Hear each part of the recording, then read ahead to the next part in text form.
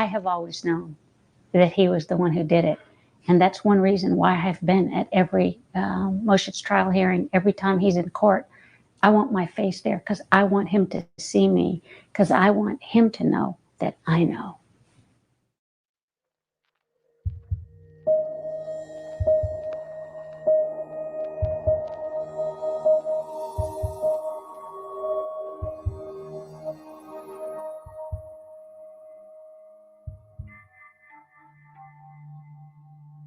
"20-year-old Morgan Dana Harrington was born in Charlottesville, Virginia.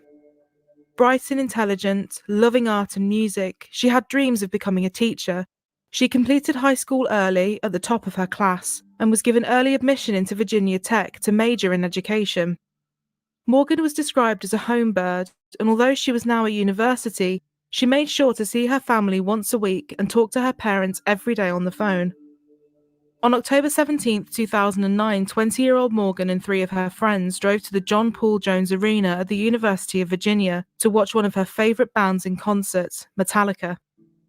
Morgan couldn't wait for the concert, having had the tickets pinned to her refrigerator for the last 6 months. One of her friends drove the group there in Morgan's car, and during the warm-up act, Morgan told her friends she was going to the bathroom. 20 minutes later, and with Metallica about to start, her friends called her at 8:48 p.m. to see where she was. Morgan said she had been locked out of the arena due to its no re-entry policy.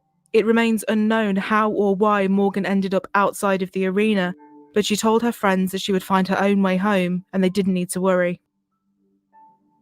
Morgan had no cash on her, having left it all with her friends, and her car keys were also with the group inside.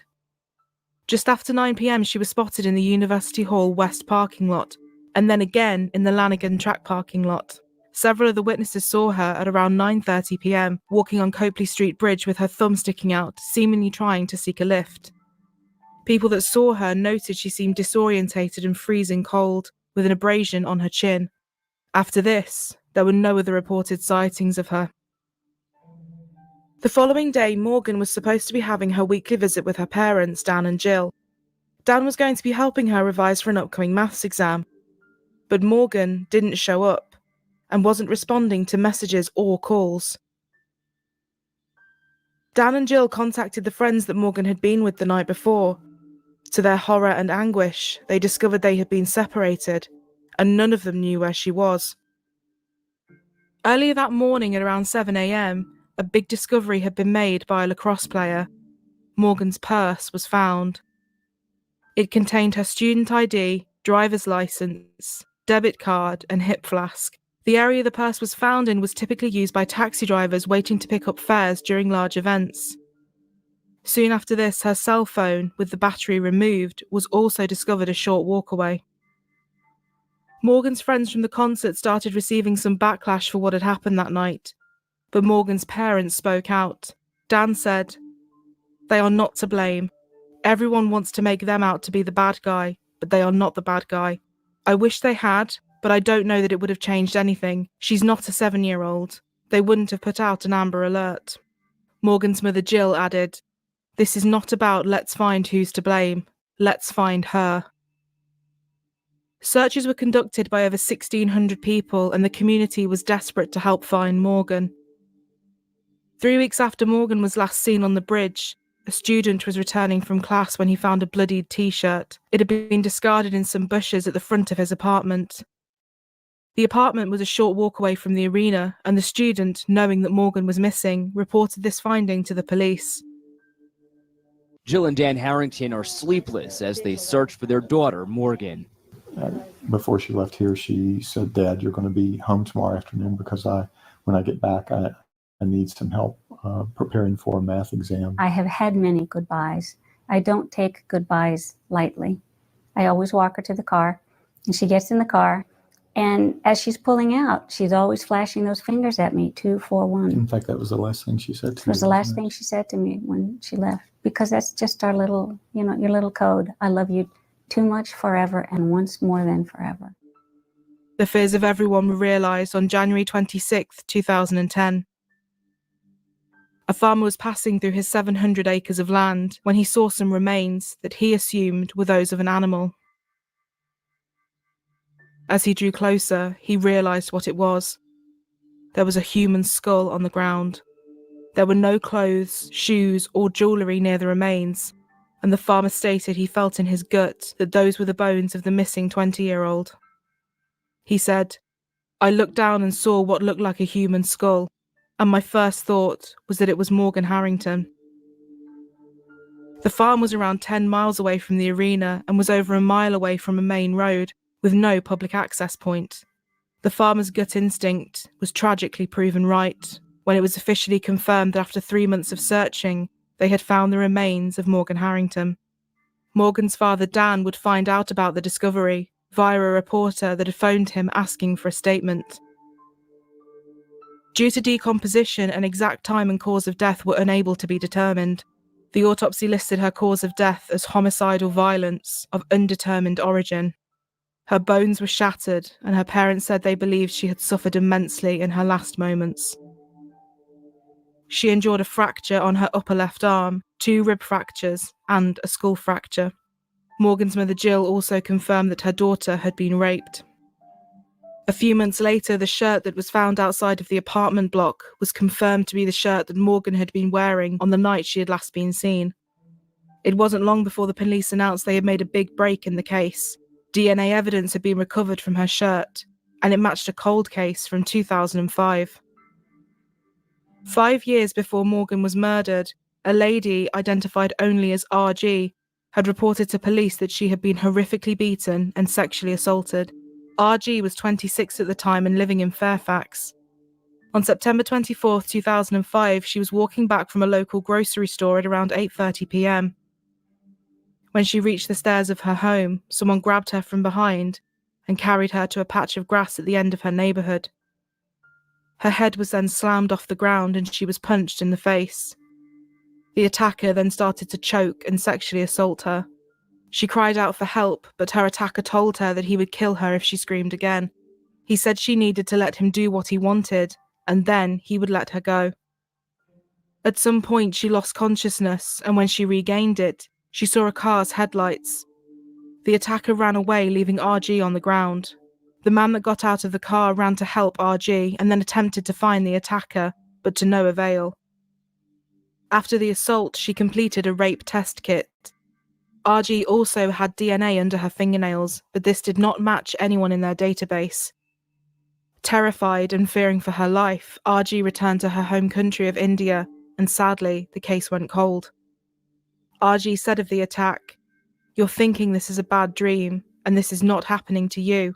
I was black and blue. My nose was bleeding. I had trouble walking. Everything was hurting." Over the coming year, RG said she spent days unable to get out of bed. You're suffering, so you don't want to get up. You find yourself in this vicious cycle of self-hatred. Following the link between the DNA found on Morgan's t-shirt and under RG's fingernails, police were now able to release a composite sketch of the man behind both attacks. James Hetfield of the band Metallica released a video appealing for any more information. Hi, I'm James of Metallica. Back in 2010, our band offered $50,000 to help catch the person responsible for murdering Morgan Harrington.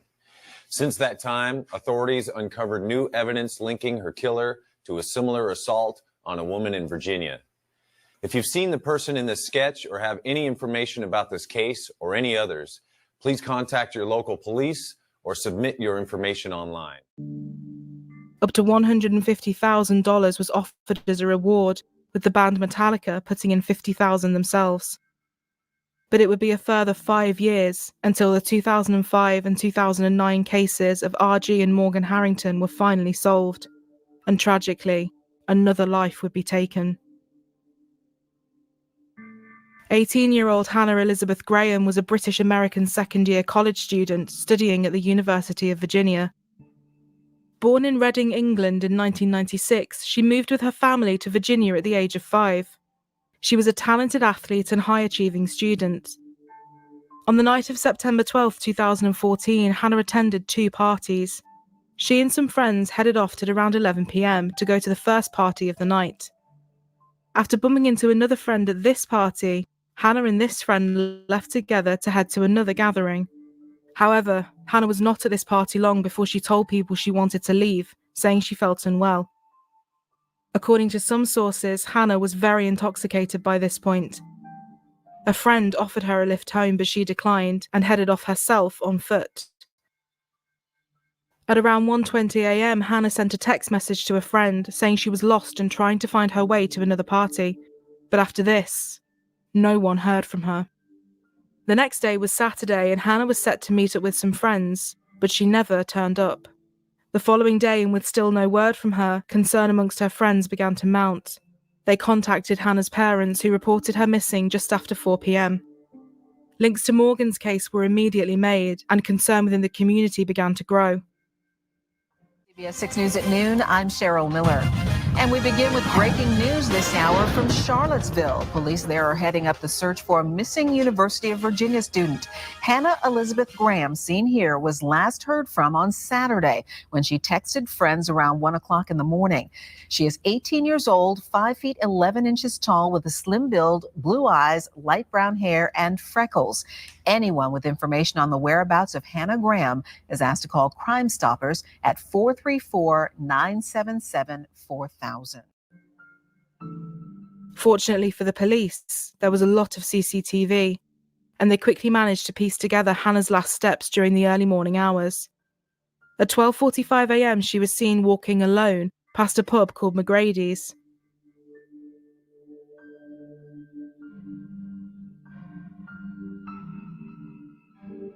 Ten minutes later, Hannah was spotted again running past a Shell gas station. At 1:06 a.m, Hannah was captured at Sal's Pizza on East Main Street. At some point, a man was spotted following behind Hannah. During the investigation, he told police he was following her because she seemed distressed and he wanted to make sure she was safe. Further analysis of the same CCTV picked up something else of interest. Hannah was now being closely followed by another man. This man was originally on the opposite side of the mall. He then crossed over and started walking behind Hannah.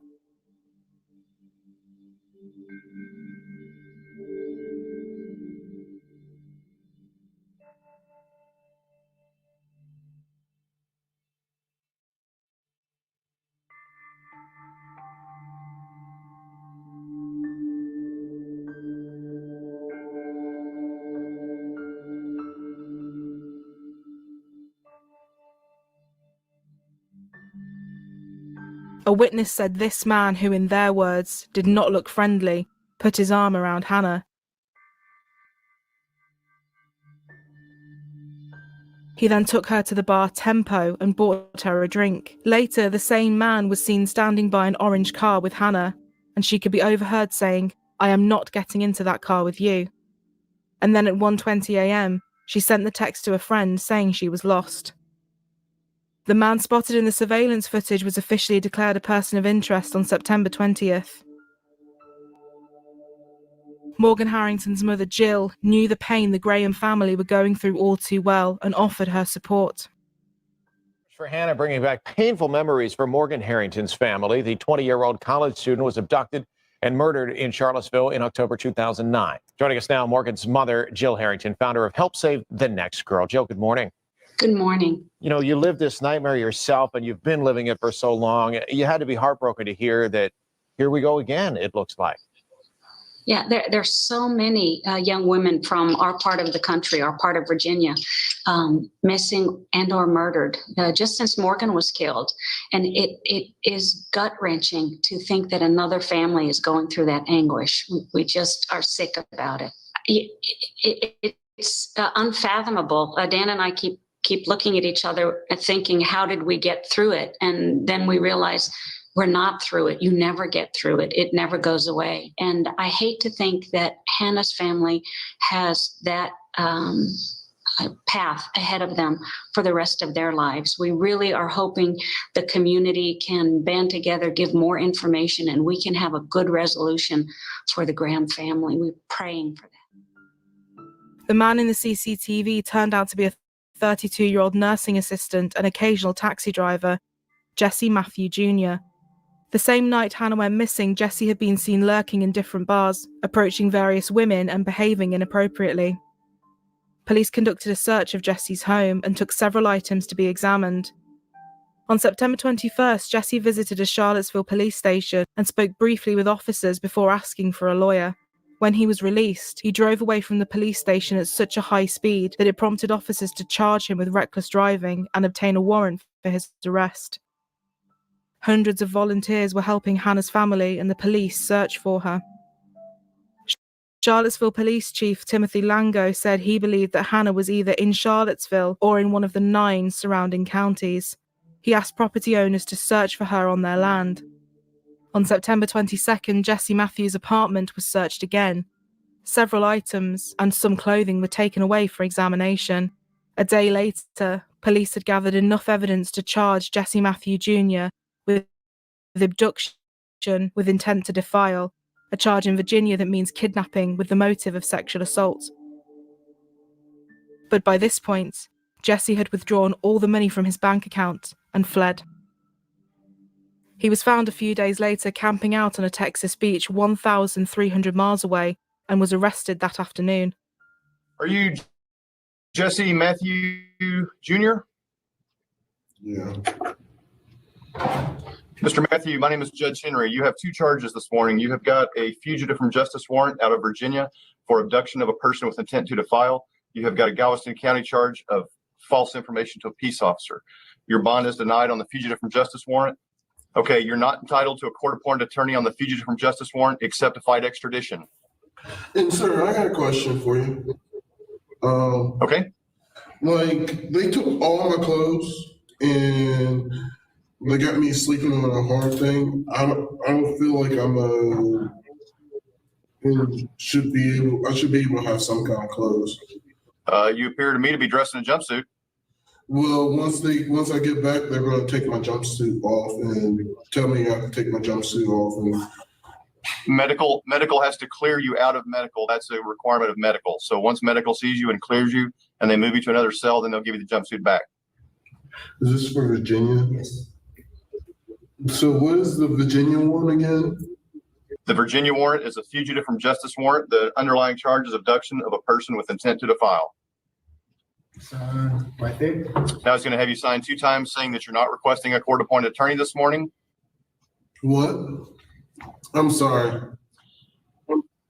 If I sign it? I'm going to ask you to sign either way, either requesting a court-appointed attorney or declining consideration for a court-appointed attorney. Oh, okay. If you request one, the only thing that attorney can do for you is challenge the validity of the warrant and fight your extradition back to Virginia. On September 29th, a forensic link was made.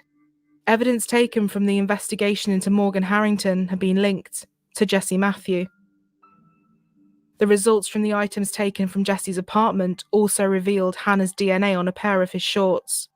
Her DNA was also found in his car. Jesse's DNA matched the cold case of RG from back in 2005. Police had finally found the man responsible for almost a decade's worth of horrific crimes. As a student, Jesse had been twice accused of sexual assault at 2 separate colleges he attended. Each occurred within an 11-month period. He left each school immediately after each allegation, and although police did investigate these reports, no criminal case was ever brought against him. I'm Chief Longo of the Charlottesville Police Department. It was some 35 days ago, some 5 weeks, since 18-year-old University of Virginia student Hannah Graham disappeared from our downtown pedestrian mall. Thousands of hours have been spent by literally hundreds of law enforcement and civilian volunteers in an effort to find Hannah. We think perhaps today proved their worth. Sometime before noon today, a search team from the Chesterfield County Sheriff's Department was searching an abandoned property along Old Lynchburg Road in southern Albemarle County when they discovered what appears to be human remains. Tragically, 6 days after this conference, these remains were positively identified as Hannah Graham. It was confirmed that Hannah had died of homicide by an undetermined etiology. Hannah's remains were found just 5 miles from where Morgan Harrington had been discovered. 2 days after Hannah's remains were found, Jesse was indicted on charges of attempted murder, abject sexual penetration, and abduction with intent to defile in the Fairfax case of RG from 2005. He pled not guilty.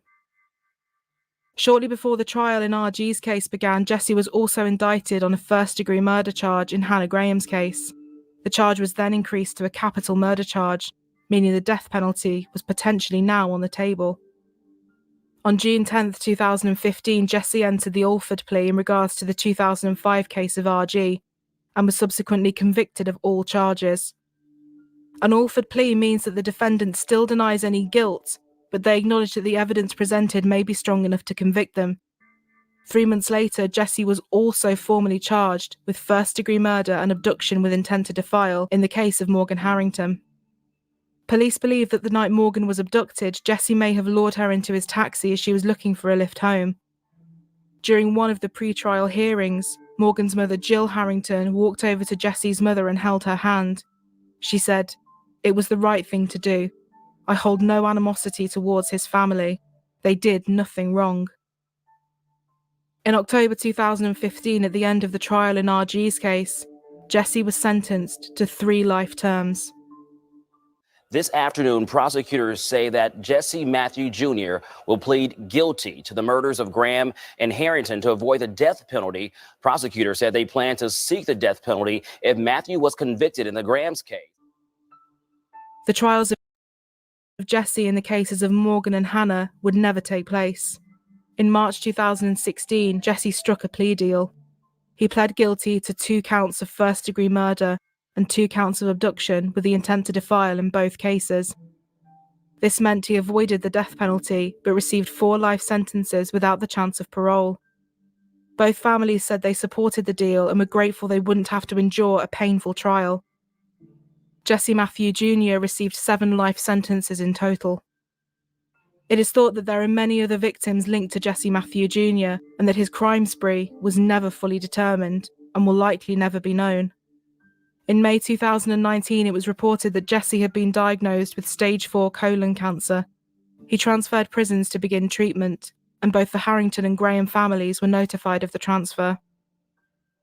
Help Save the Next Girl is a national non-profit organisation set up by Jill and Dan Harrington.